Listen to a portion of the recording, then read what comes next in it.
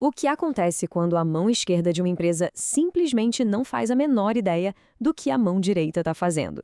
Bom, a resposta curta é caos total. Ineficiência e uma perda daquelas de dinheiro. Pensa num cenário onde cada departamento fala um idioma completamente diferente e os dados essenciais simplesmente somem pelos corredores. É exatamente esse o risco brutal das operações fragmentadas no mundo corporativo. Sejam muito bem-vindos a esta nossa análise explicativa. O nosso grande objetivo aqui hoje é desmistificar como esses sistemas complexos de tecnologia conseguem evoluir o negócio. É pegar aquela bagunça fragmentada inicial e transformá-la num organismo vivo, inteligente e, claro, totalmente guiado por fatos. Então, vamos direto ao nosso roteiro. 1. O fim das ilhas de informação. 2. O ERP como um banco de dados unificado. 3. Integrando fornecedores e clientes. 4. A anatomia da decisão. E, para fechar com chave de ouro, 5. A era guiada por dados. Vamos nessa! Parte 1. O fim das ilhas de informação e a queda das muralhas dos sistemas legados. Sabem, lá nas décadas de 50 e 60, a computação era basicamente um band-aid para gargalos muito específicos. Servia só para automatizar tarefas mecânicas e super repetitivas. E o grande vilão dessa era pioneira era o isolamento. A contabilidade, o faturamento e o almoxarifado operavam em universos completamente paralelos, cada um com seu próprio software. E isso criou as temíveis ilhas de informação, sistemas velhos, fechados e que simplesmente não conversavam com o resto da empresa. Era literalmente o império da ineficiência.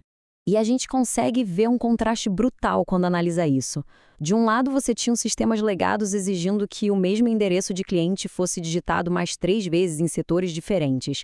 Isso causava erros absurdos e forçava decisões baseadas no passado.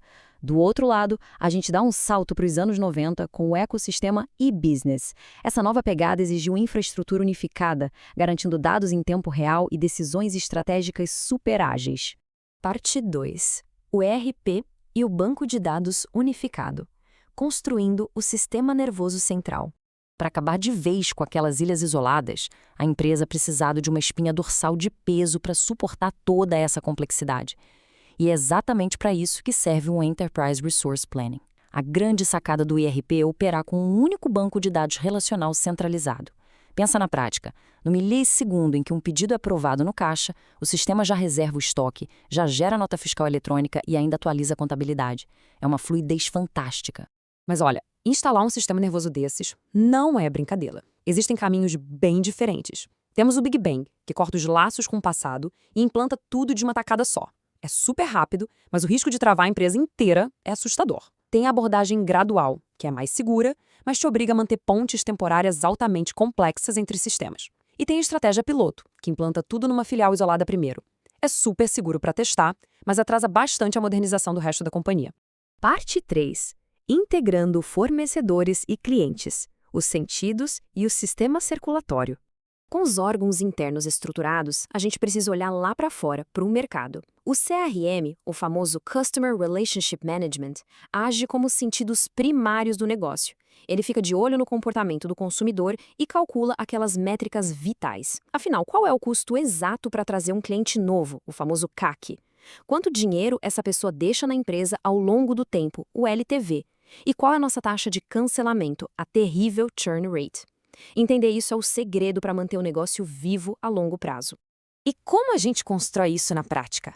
Através do sólido modelo IDIP. Primeiro, identificar os consumidores, mapeando cada passo deles. Segundo, diferenciar essa galera separando quem traz mais valor. Terceiro, interagir, mantendo um diálogo sempre aberto em vários canais. E quarto, personalizar as ofertas para resolver de verdade os problemas que eles têm. Claro que, para o produto realmente chegar até o consumidor final, a gente precisa gerenciar o sistema circulatório com Supply Chain Management, o SCM. Sabe o que acontece quando a fábrica e a loja não conversam sobre o estoque? Acontece o efeito chicote. Um pequeno erro de previsão na lojinha vira um tsunami de excesso de produção lá na indústria. A mágica do SCM é sincronizar todo mundo em tempo real e acabar com esse efeito chicote de uma vez por todas. Parte 4. A anatomia da decisão. Desenvolvendo o cérebro estratégico. Tudo isso de dados que a gente coleta no dia a dia serve para um único propósito: alimentar as ações de alto nível da liderança e treinar esse cérebro estratégico. E como as engrenagens desse cérebro rodam?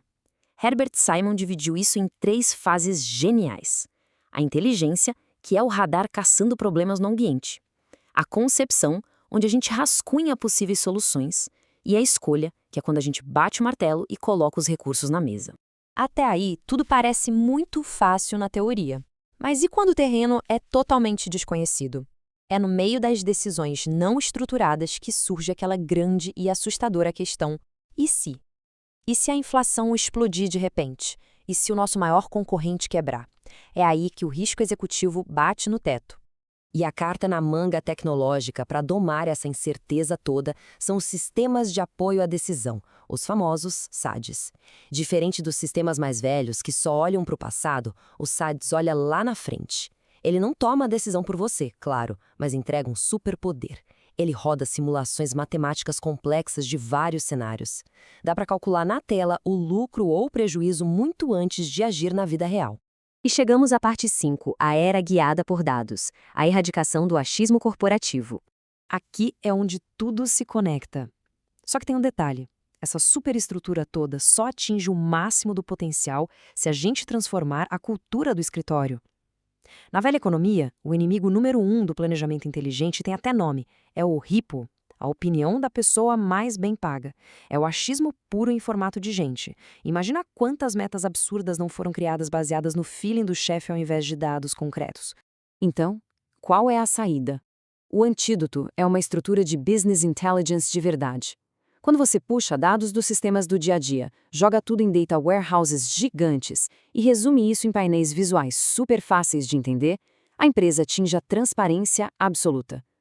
Diante de painéis em tempo real e de matemática pura, até a opinião do maior chefe precisa se curvar aos fatos.